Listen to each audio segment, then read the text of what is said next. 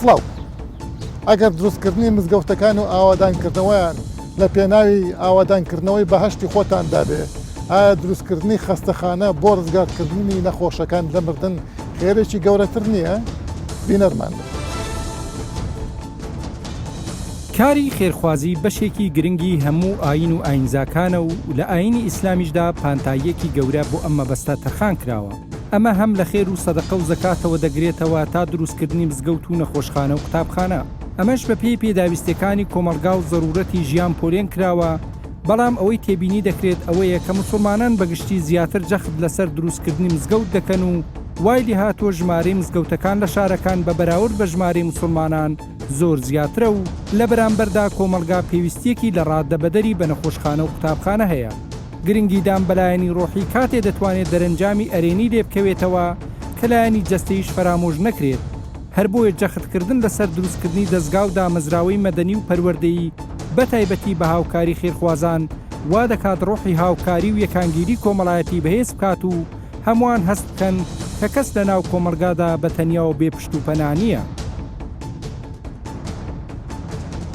دەپرسین وانەکانی پەتای کۆڕۆنا چی بوون بۆ کۆمەلگا و ئایا توانیمان ئەم موسیبەتە بەکاربێنین بۆ بەخۆداچوونەوە لە ڕووی ڕۆحی و کۆمەڵایەتی؟ ئاینی ئیسلام چۆن نەخشە بۆ کاری چاکە دادەنێت و لەگەڵ پێداویستەکانی کۆمەلگا ڕێکی دەخات؟ پەیوەندی حکوومەت و ڕێکخراوەکانی کۆمەلگای مەدەنی دەبێت چۆن بێت؟ لە بەرایی هەموو کێشە و قەیرانێکە ئەمە ڕوئەکەینە دین وەک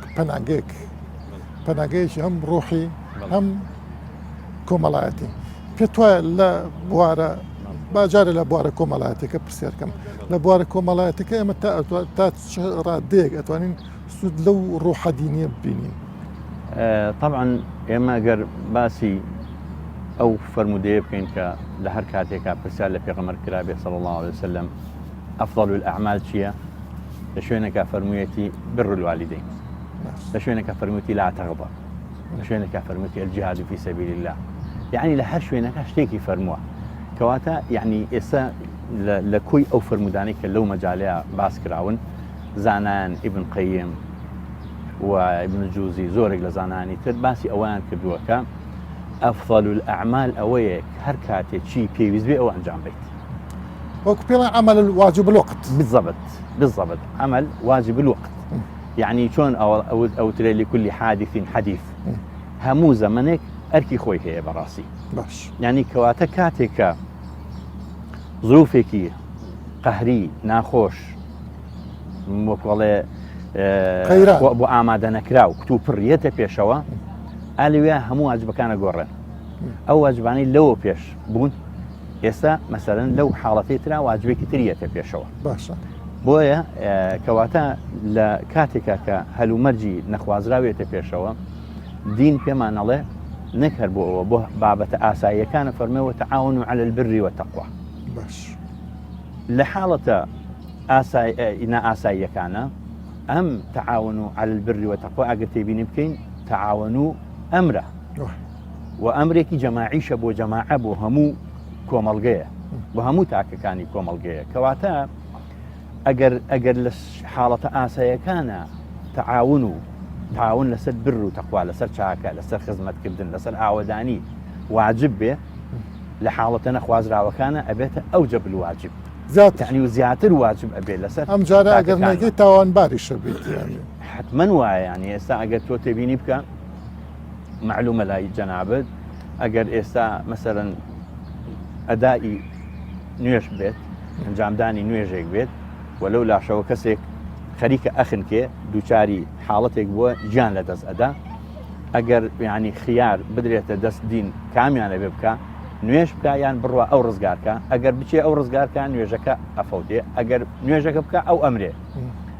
ئیسلام یا بڵێن فقی ئیسلامی و زانایان ئەفەرمونون ئەبێ بڕوە ئەو ڕزگارکات واز نوێژەکە بێنە بۆی ئەو ڕزگار بکات. یعنی لە باسی دینە سنتەر ئینسانە زۆر باشە سنتەر ئینسانە و سنتەر مەسلحەتی ئینسانە کەواتە هەر کاتێ ژیانی ئینسان کەوتە خەتەرەوە ئەبێ شتەکانی تر بوەستێنرێت بە خاتری ڕزگارکردنی ژیانی ئینسان. مەقاصدی خەمسە معلومە مقاصدی خەمسە بەڵێ. کات حفظی دینە دوای حفظی نەفسە ئەگەر نەفس کەوتە خەتەرەوە ئەبێ بڕۆی نەفسەکە پێش بخەیت باشە مامۆستا هەر لەم بارەیە لەم ماوەیە مەسلەی زەکاتدان بەڵێ هاتە بەرباس و سەرزمانی خەڵک کە لەم کاتەیە خەڵک پێویستە زەکات بە چونکە کەسانێکی زۆر بێ ئیش بوون ئاگادارین مەسەوە مانگێک زیاترە ئەوەی کە کاری دەستە کەوتووە بەڕاستی بزانم بەعزێکیش لە زانان فتوای ئەوان داوە کە زووتر زەکات بدرێ لەم بارەوە بەڕێز نازانم ئەگەر بەڵێ حتمما کاتێکە ئێمە وەکو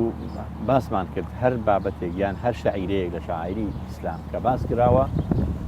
بەشی یەکەمی بۆ مەصلحەتی ئینسانە ینی قل لن ينال الله لحومها ولا دماؤها ولكن يناله التقوى منكم باش يعني حیوانێکە سەر ئەبڕێ قوربانیەکە کرێت خۆ ناچێ بۆ خوا نەگۆشتەکە و نەخوێنەکە بەڵکو حاڵەتێکی دەرونی ڕوحی بۆ ئینسان دروست دەبێ و چی ئیسفادەی لێکە فەقیر و فوقەرا سوودی لێ وەرەگرێ کەواتە کاتێ باسی زەکات ئەکرێ خۆخوا محتاجی زەکاتی مرۆڤ نییە ئەم زەکاتە بۆ تەکافلی ئیجتیماعیە ئەم زەکاتە کاتێکە دیاری کراوە بۆ ئەوەیە کە بەڕاستی یعنی چۆن حکوومەت زەرائیب ئەخاتە سەر ئەو شوێنانەی کە داهاتیان هەیە ئەو کەسانەی کە داهاتێکی باشیان هەیە زەکات لەسەر فەرز کراوە بالمناسبە مامۆستا باسی زەکات و حکوومەتی کرد هەتا سەردەمی ئەبوو بەکر و وابزانم عومەری کوڕی خەتابیش زەکات هەر دەوڵەت یا دەسەڵات کوی کردوت و دوایی تەوزیعی کردوت بەڵێ تەڕناخت باسەکە پێتوانین لێ ساشە ئەوە یعنی مەفروزە تەلاحمێک بمبورە بەس وابزانم هەر لە سەردەمی عوسمانی کوڕی عەفانەوە زەکات بۆ تەشتی شەخسی و ئەوەی کە بۆی چونکە کێشەکان بەربڵاو بوون لەو کاتەوە بۆ دەزانی ئەگینا کاتێکە تەلاحم لە بینی میلەت و حکوومەتە ببێ خەڵک سیقەی تەواوی بە حکوومەت هەبێت کە ئەم زەکاتە بۆ شوێنی گونجاوی خۆی ئەڕوا و ئەو هەشت سنفەی کە قورئان باسی کردووە بەر ئەوانەکەوێ حتمما کەس پێم وانە ینی گومانی هەبێت لەوەی کە زەکاتەکە باتە دەستی دام و دەستگایەک ئەو دام و دەستگایە بەڕاستی بێ دام و دەستگایە بتوانێت لە ئێستا با بڵێن بمبورە با بڵێن دەستگاکە حکوومەتی نەبێ هەر کۆمەڵگەی مەدەنی دروستیکە پێتوانێت ئەوە باشتر بێت چونکە ئەوان ئەتوان ناوی هەموو فەقیرەکان لای خۆیان کۆ بکەنەوە دەستگایەک کاک ساڵح سەرۆکێتی ئاگای حکوومەتەر ئاگای لێنێ لەم سلێمانەیە دەستگایەک ساڵح سعید بۆکو سەرۆکی کۆمەڵایەک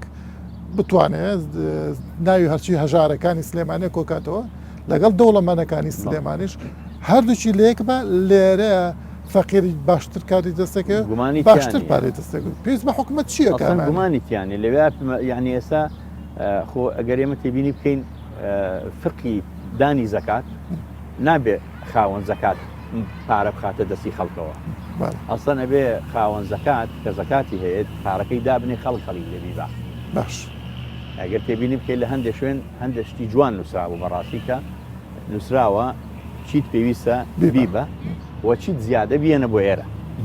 یعنی لە ڕاستیە مەبدەئی زەکات ئەوەیە کە ئەبێ ئەو کەسەی زەکات دەدات منەت نەکە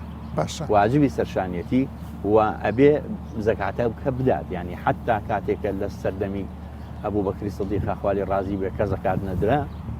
شەڕی لەسەر بوو یعنی قووەتی بەکارهێنا بۆ ئەوەی کە ئەو چووکە لە ڕاستیە ئەوە باسی دەسەڵاتە باسی تەقنینی ئەو بابەتەیە من مەبەستم لەم پرسیارەیە شتە مامۆستا ئێمە هەموو شتێک ڕوو ئەەکەینە حکوومەت ئێستا لە مەسەن لە سەردەمی نوێ لە کۆمەڵگە لیبراڵەکانە ئەوەنەی کۆمەڵگەی مەدەنی دەورە بینێ ئەوەنە حکوومەت دەور نابینێ بۆ نمونە کەنیسە لە ئەوروپا دەوری کۆمەڵگەی مەدەنی خێرخوازە بینێت لێرەش ئێستا لە ڕاستیە خۆشبەختانە کۆمەڵی ڕێکخراو هەیە ئەتوان خزمەتی باش بکەن ینی ینی بەس بە حال خۆمان و کوڕێکخراوەکە خۆمان مەسەرن توانیمانە هاریکاری مەسن کۆمەڵی خێزان بکەین ساڵانە ئەوانی کە تازە هاوسەرگیریان کردو یارمەتیان من مەبەستم زەکاتەکەش بەم شەوەی لێ بکرێت زەکاتەکەش ینی حتا ینی زەکات ینی فتوای لەسەرە باشە فتوای لەسەرە ینی مفتی گەورەی سعودی ینی فتوان داوە کە ئەگەر کەسێک توانای هاوسەرگیری نەبوو و دروستە زەکات بۆ ئەنجامدانی هاوسەرگیری گەنجەکان بەکار لەم بارە ئەمە فەکەیفە بەوەی کە جاق باسەکە لەوەیە کە ئەبێ بەڕاستی هەم دەوڵەمەنەکان بێنە پێشەوە تەفاعولێ وەکو چۆن بڵێیت لەیەک تێگەیشتنێک لە نێوان ڕێکخراوەکانی کۆمەڵی مەدەنی و هەروەها لە نێوان دەوڵەمەنەکانە هەبێ کاتێک کە پارەی زەکات ئەدەن یعنی بەرنمەیەکی بۆ دابنێن ئەم بەرنمەیە وابێ کە بتوانێت ژیانی خەڵک بگۆڕێ بەڕاستی. بۆچی دەوڵەمەندان و خواپێداوان زیاتر ڕوو دەکەنە دروستکردنی مزگەوت و لە بەرامبەریشدا کەمتر بایەخ بە بوارەکانی تری ژیان دەدەن؟ چاکە و چاکەکاری تەنیا دەتوانێت لە سنووری پەرزگاکاندا بسوڕێتەوە یان دروستکردنی نەخۆشخانە و قوتابخانە و ڕزگارکردنی خەڵک لە مردن و نەزانی بۆ خۆی بەشێکی گەورەیە لە خێرخوازی و چاکەکاری؟ ئێمە زۆر جار وەک سەیرەکەین مسلمانان بەگشتی کۆمەلگا ئیسلامیەکان مسلمانان بەگشتی ئەوەی خێرەوەمەندە ئەوەنە پێی وتراوە من بەنا لله بەیتەن بەنە الله له بەیتەن فی الجەنە. ئەم حەدیثە ئەوە ئەزانم صەحیحەوە نییە؟ باشە. بەڵام ئەمە هەر وەک دیقەت من تێبینیم کردووە لە تاریخە ئەسحاب کە نزیکترین کەس بوون لە پێغەمبەری ئیسلامەوە و هەموو کەسیش زیاتر حەزیان لە خێر بووە کەسیان مزگەوتێکیان دروست نەکردو بۆ معنای فرمودەکە ئەفەرمێ من بنا لله مسجدا بنى الله له بيتا في الجنة يأخذ لفظك قصرا في الجنة اختلافات أم فرموديا طبعا مبدئيا صحيحة وأما هاندري مسلمانان بو أويك هميشة بشايكي تعظيم قدسية وسيري مزقوت كريت خاصة أوانيك سرمايا دار. أما بالنسبة للصحابي في غنبرة صلى الله عليه وسلم بوشي مزقوت ياندروزنا كردوها يعني أولا في غنبري إخوة صلى الله عليه وسلم يعني يكم إيشي خوي يكم إيشي في غنبر بناء المسجد بوا كاتك شوة مدينة كدواء أوي نيش لمعراج فرض بو هجرتي كريم صلى الله عليه وسلم يشتا باسي خاني خوي نكردو باسي سكني خوي نكردو بناء مزقوتة كات أو بناء مزقوتة أو من في عليك مسلمانان هميشة لناخيانا أوية كيكم شت نظريان ميشكيان فكريان دڵیان ڕۆحیان بەرەو مزگەوت بشێت چونکە مزگەوت مەزدەر و سەرچاوی تەهارەتە و قورئانە فەرمێ فيه رجال يحبون أن يتطهروا کەواتە مەزدەری سەرچاوی تەهارەت و پاک و تەمیزیە. سەحابە بۆ نەیان کردووە لە بەرەوەی مزگەوتێکی پێغەمبەر عەلەیهی سەلام کە کردوێتی ئیکتیفای کردو و عەدەدی سەحابە زۆر کەم بووە کاتێک کە پێغەمبەری خوا صلی الله عەلەیهی وسەلەم وفاتەکە وەکو زانایان و ئەهلی زانایانە فەرموون 114,000 بووە یاخود 120,000 بووە یاخود 124,000 مزگەوتێکی بچووک جا ئەمەی کە سەحابە کردویانە لە چیا خۆیە بینێتەوە ئەو فەرمودەیە لە تعمیر و تەوسیعی مزگەوتی پێغەمبەر عەلەیهی سەلام. باش کەواتە بەشی ئەوەنەی کە مزگەوت فەرزی کیفایە بێت بەشی خەڵک بکە بەسە واش بزانم هەتەنانەت ئیمامی شافعیش فتوای ئەوە هەیە کە ئەبێت لە یەک شارە لە یەک مزگەوتە ئیمامەت و جومعە و خوتبە بکرێوە نیە؟ فتوای حەنەفیەکانە بەڵێ شافعیەکان نییانە؟ حەنەفیەکان ئیهتیمامیان بەو مەسئلەهاوە وتویانە ئەبێت جامعێکی ریاسی بێت سوڵتان خۆی خەلیفە خۆی لە شارێکا یەک مزگەوت هەبێ بەڵێ. بەس ئەمە لە حاڵی حازرا سیرەکەین جۆرێک لە تەطەڕوف لەکردنەوەی مزگەوتە ئەکرێ یعنی هەموو مزگەوتەکان لە یەکەوە دیارن ئەم هەموو مزگەوتە پێتوانێت تەطەڕوفە لە زۆرکردنی مزگەوتە ئایا ئەمە لە شوێنی ترا يعني ممكن بڵین يعني مەسئلەکە يعني سەرنجمان بۆ ئەوە ڕاکێشێ کە بزانین ئەهەمیەت و ئەولاتر لە مزگەوت گرنگترین لەم بابەتەیە چییە ناتوانین بڵین تەطەڕوف من خودی خۆم ناڵم تەطەڕوف لە بەرەوەی بینای مزگەوت يعني كابرا بهج نيتك بما تداخلي نيتي مقابل ناكين وإنما إشيكي باشكا بلام لم كاتيا بالرأي من هول بين أونيك خواي بردقار فرمي إنما يعمر مساجد الله إمامي مبارك فوري قصية جوانك أفرمي إعماري مزقود بتشيه به بتوسعها وترميمها و بويك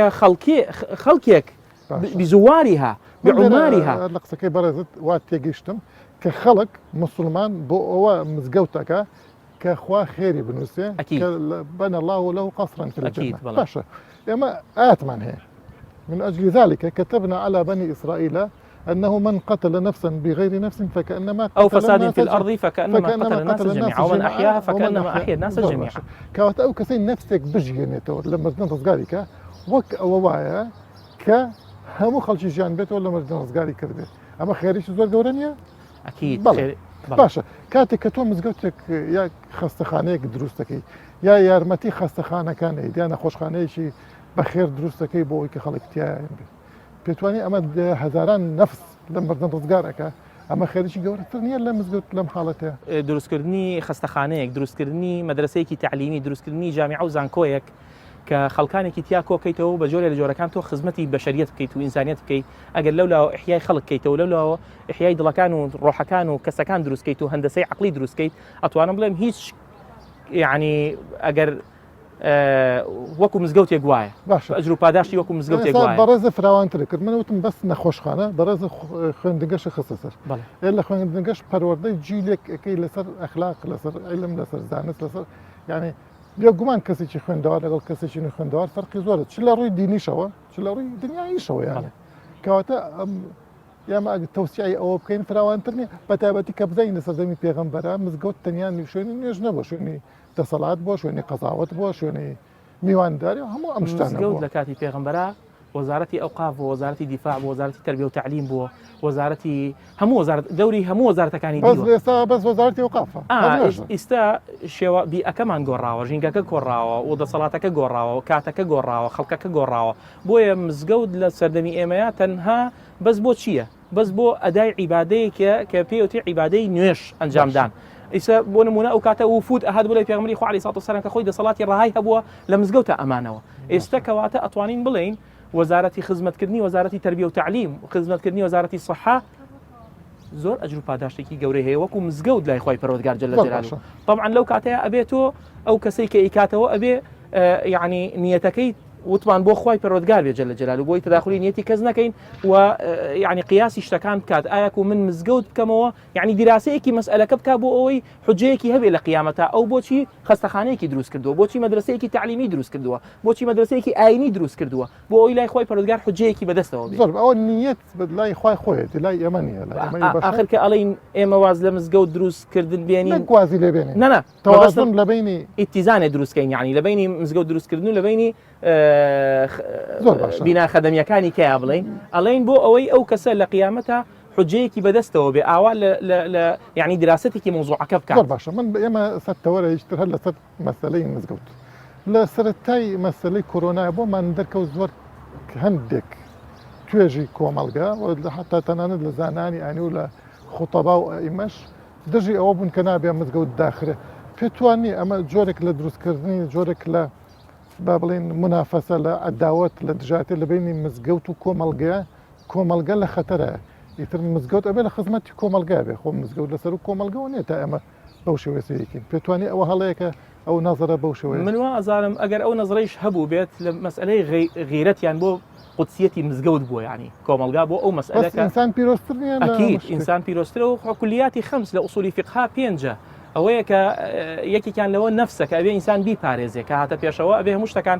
بکەوێتە خزمەتی نەفسەوە بەڵام بەنسبەتی مزگەوت داخستنەوە ئێمە خۆی زۆر لە ژێر قواعدە ئەبینێتەوە بۆ نمونە الضرورات تبيح المحظورات الضرورات تقدر بقدرها الضرر يزال الضرر الأشد يزال بالضرر أخف المشقة تجب التيسير إن جاء درء المفاسد أولى من جلب المصالح إذا ضاق الأمر اتسع الضرورة تقدر تنزل منزلة الحق أما أو